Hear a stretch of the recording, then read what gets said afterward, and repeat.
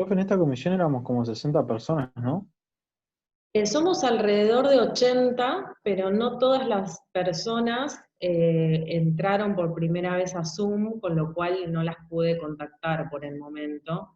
Así que si llegan a tener algún Ah, compañero o conocer a alguien que no está enterado de que estamos haciendo las clases virtuales, avísenle. De todas formas, en la página de la facultad, donde ustedes entraron por primera vez en el campus del CBC, ahí aparece mi dirección de mail para que se contacten conmigo, bueno, a partir de ahí pueden acceder a las clases en la medida en que se contactan conmigo, pero si no, no hay otra opción que no sea esa vía para poder conectarse con este curso.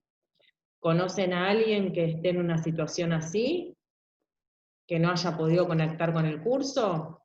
No, imagino que ya le hubieran avisado.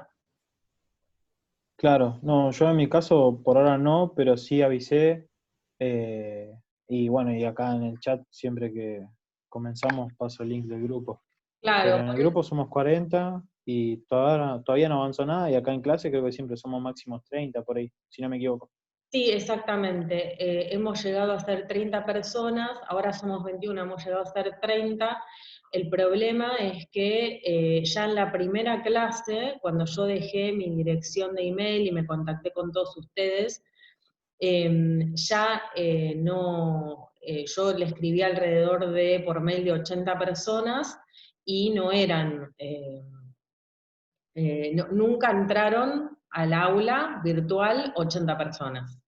Con lo cual puede haber pasado que haya mal alguna dirección de mail, o que bueno, la verdad es que no sé qué pensar sobre esto, porque sí, efectivamente yo tenía el mail de 80 personas, creo que me faltaba el de alguna, pero eran una o dos personas, o a lo sumo tres, pero no mucho más que eso, y me contacté con todos, con lo cual, bueno, la verdad es que no sabría decirles por qué no estamos todos.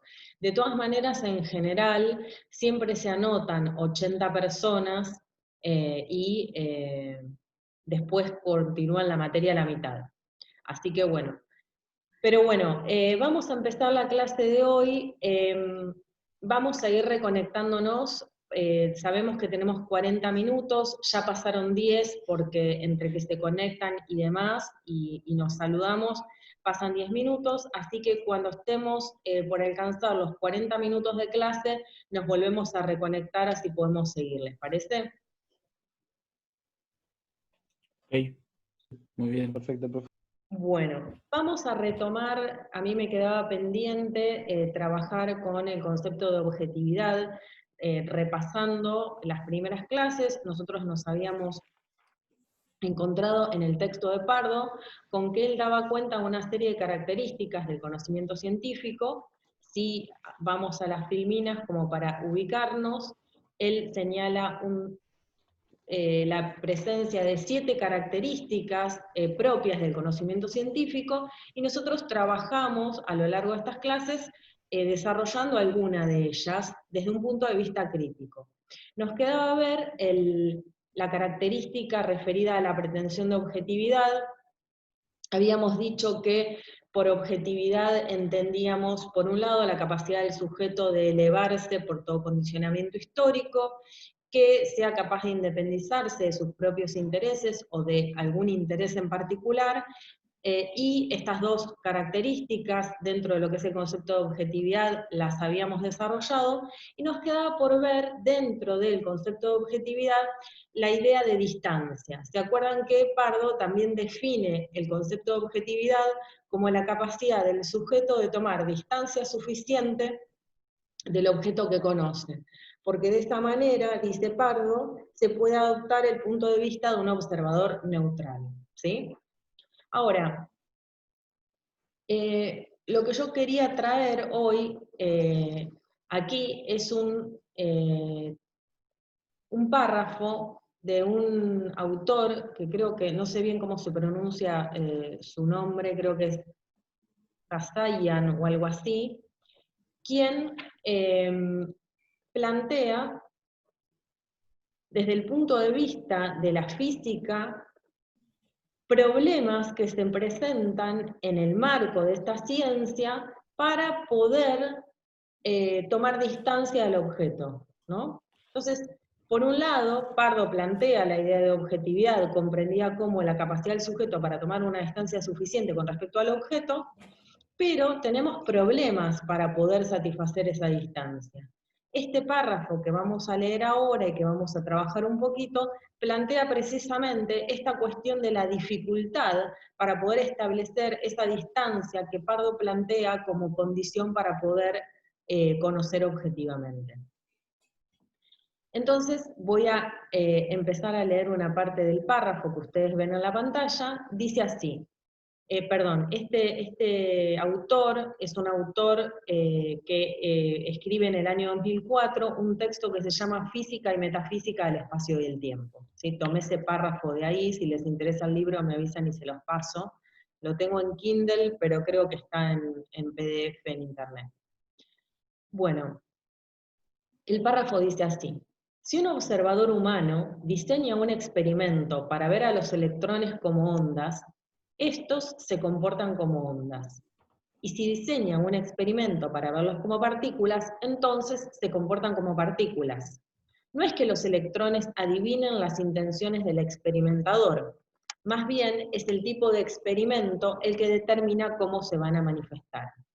Paro un minuto acá. El autor plantea que el tipo de experimento determina o define ¿qué?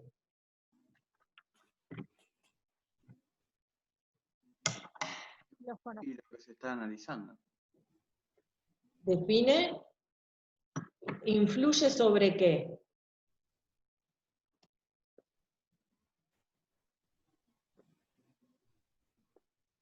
Sobre la conclusión, el resultado del experimento. Sobre el resultado del experimento, ¿sí? Podríamos decir en términos generales sobre el objeto que queremos conocer, ¿no? Nosotros queremos conocer un objeto determinado, por ejemplo, las partículas, o queremos conocer, en este caso en particular, queremos conocer los electrones, ¿no? Y resulta ser que dependiendo del tipo de experimento que hagamos, ¿cómo se manifiestan los electrones según el autor? Estoy haciendo una Según el pregunta. experimento que se haga. Y de acuerdo al texto, al párrafo que acabo de leer, que ustedes mismos acá pueden leer, él dice, si un observador humano diseña un experimento para ver a los electrones como ondas, fíjense que está el objeto, ¿cuál es el objeto de investigación en este caso? Electrones. Los electrones. ¿Y cómo se pueden manifestar los electrones? ¿Cómo se observan los electrones? Como ondas. ¿Como ondas o como qué? Partículas. Como partículas. ¿Y de qué depende de que se puedan comportar como ondas o como partículas?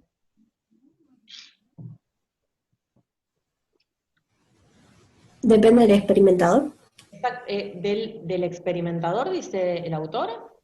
Lean el párrafo. El experimento. Del experimento. Depende del experimento, ¿sí? Ahí me interesa precisamente que lo vayamos pensando. O sea, tenemos un objeto, en este caso los electrones, que se pueden comportar como ondas o como partículas. Ahora, ¿de qué depende que se comporten como ondas o como partículas? Depende del tipo de experimento, dice el autor. Pregunto, ¿de qué depende el tipo de experimento que haga? Esto no está en el texto directamente puesto, lo vamos a ver un poquito más abajo. Pero, ¿de qué les parece? Depende de los intereses de la persona. Depende del sujeto que investiga, ¿no? ¿Sí? ¿Está bien? Depende del sujeto que investiga. Podríamos decir que hay un sujeto, un objeto, y el sujeto define el experimento. Pero resulta ser que el experimento, dependiendo del tipo de experimento que se haga, el experimento va a arrojar un resultado o va a arrojar otro. Quiere decir que parecería que el sujeto, en la medida en que define las condiciones de experimentación, está influyendo en los resultados de su investigación, y por lo tanto influye en la forma en la cual vemos el objeto que queremos conocer. Si hacemos un tipo de experimento para comprender cómo funciona o cómo se comporta el electrón, resulta que el experimento que hago define que lo vea como onda, pero si hago otro tipo de experimento lo veo como partícula. La pregunta ¿es onda o es partícula? Bueno, en principio depende del tipo de experimento que haga, ¿no? Pero parecería ser que las condiciones de experimentación no dejan inalterado el objeto, ¿no? Hay otro ejemplo que pone este autor, donde supónganse lo siguiente, él dice, hace este planteo. Supónganse que queremos analizar o ver un átomo. ¿El átomo lo podemos ver directamente a través de nuestros ojos? No. No. ¿Qué necesitamos?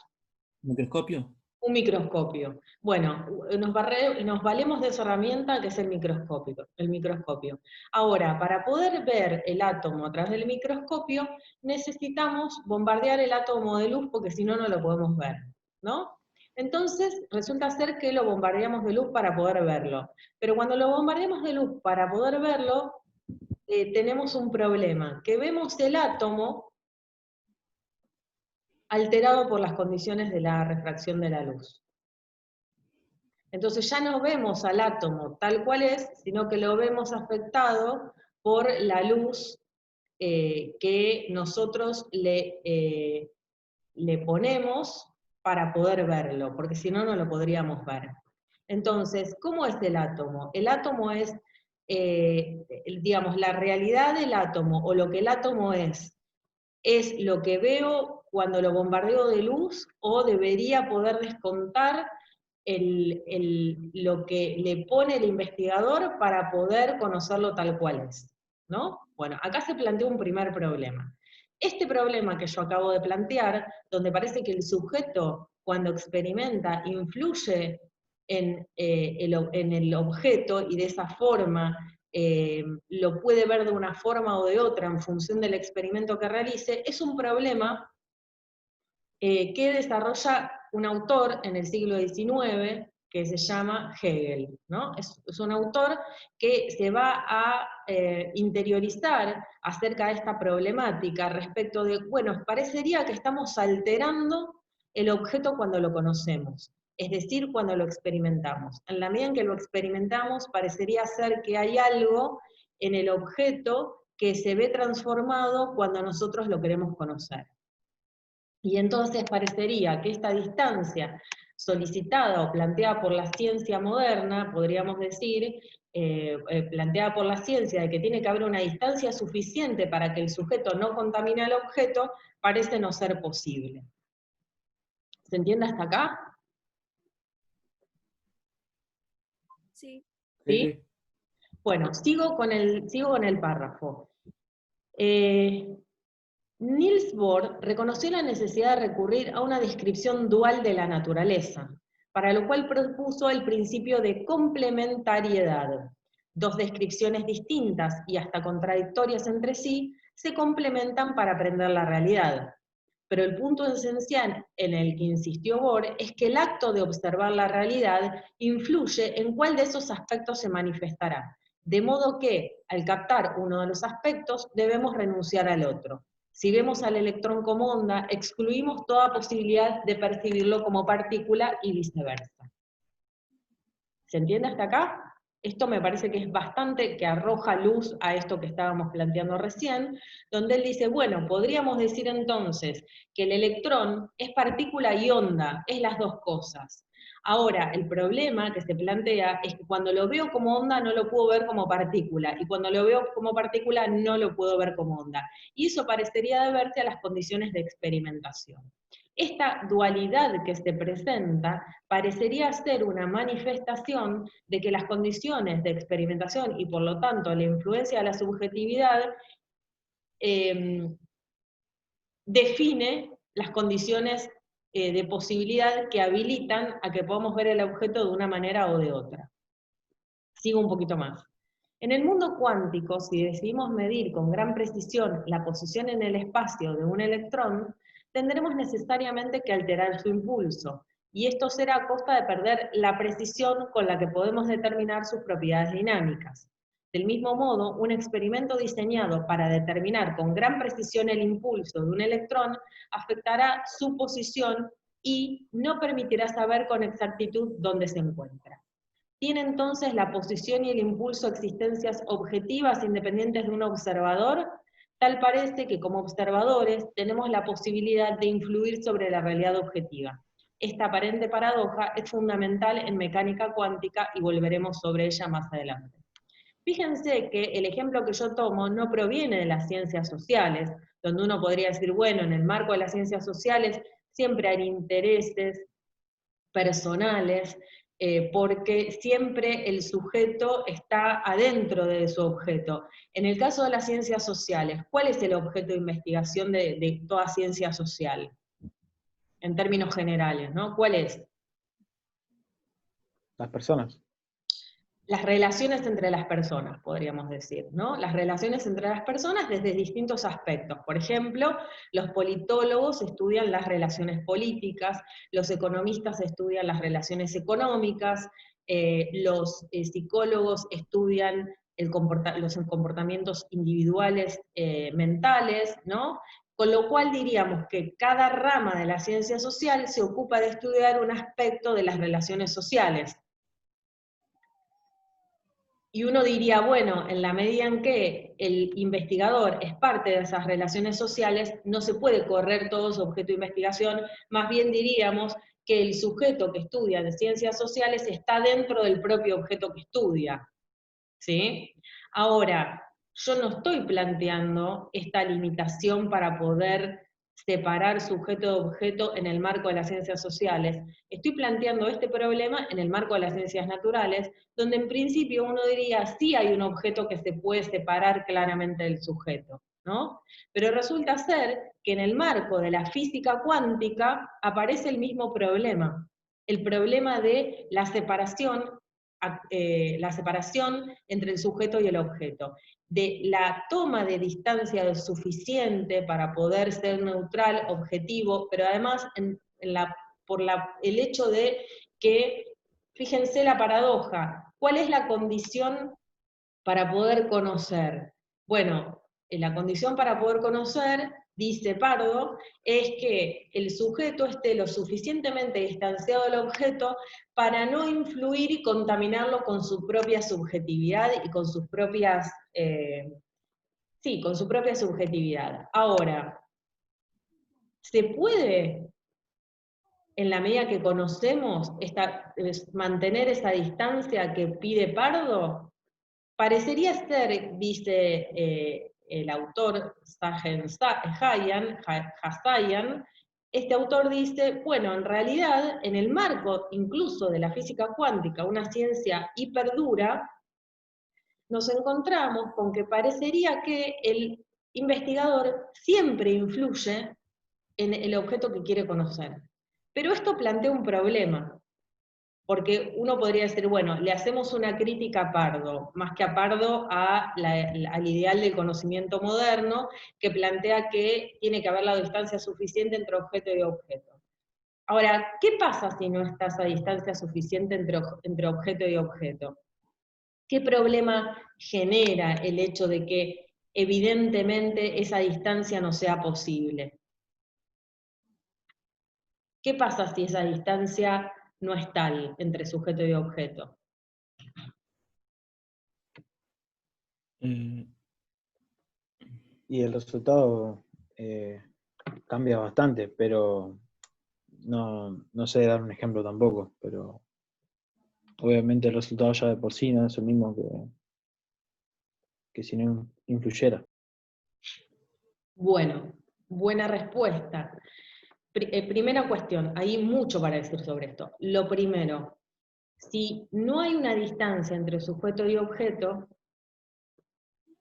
distancia suficiente para evitar que el sujeto influya sobre el objeto, resulta ser que si esa distancia no es posible, no puedo conocer al objeto tal cual es.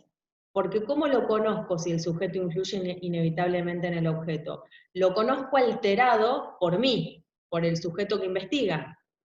¿Sí? Lo voy a conocer alterado. Pero la ciencia, ¿qué busca? ¿Qué busca conocer?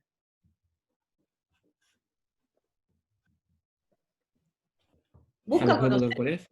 el objeto tal cual es, ¿O acaso busca conocer el objeto alterado por la subjetividad? No, No. dice Pardo, claro, la ciencia que busca, conocer las cosas tal cual son, no las cosas alteradas por el sujeto que conoce. ¿Sí? Bueno, a ver, ¿se entendió hasta acá? Voy a decir voy a plantear dos cuestiones más y luego voy a agregar una tercera cuestión que me parece que problematiza esta cuestión. Decíamos, Pardo plantea que debe haber una distancia suficiente entre sujeto y objeto. ¿Por qué debe haber esa distancia? Para que el sujeto no influya sobre el objeto de modo tal que lo altere, lo convierta en otra cosa y por lo tanto lo deje de conocer tal cual es. Ahora bien, este autor, cuyo párrafo ustedes tienen a la vista, para el caso de la mecánica cuántica, plantea que las condiciones de experimentación definidas por el sujeto alteran de alguna manera las... perdón que estoy admitiendo gente, alteran de alguna manera al objeto que quiero conocer. En este caso el electrón, que dependiendo de la condición de experimentación que realice, lo veo como onda o lo veo como partícula. Lo cual sugiere que el experimento altera de alguna manera al objeto tal cual como lo puedo ver. Ahora, decíamos, agrego esta cuestión, que lo altera, ¿no? Decimos, parece ser que el sujeto altera al objeto. Por lo menos esto es lo que se desprende de lo que dice Hasayan, ¿no? Ujú. Pero pregunto, ¿cómo sabemos que lo estamos alterando?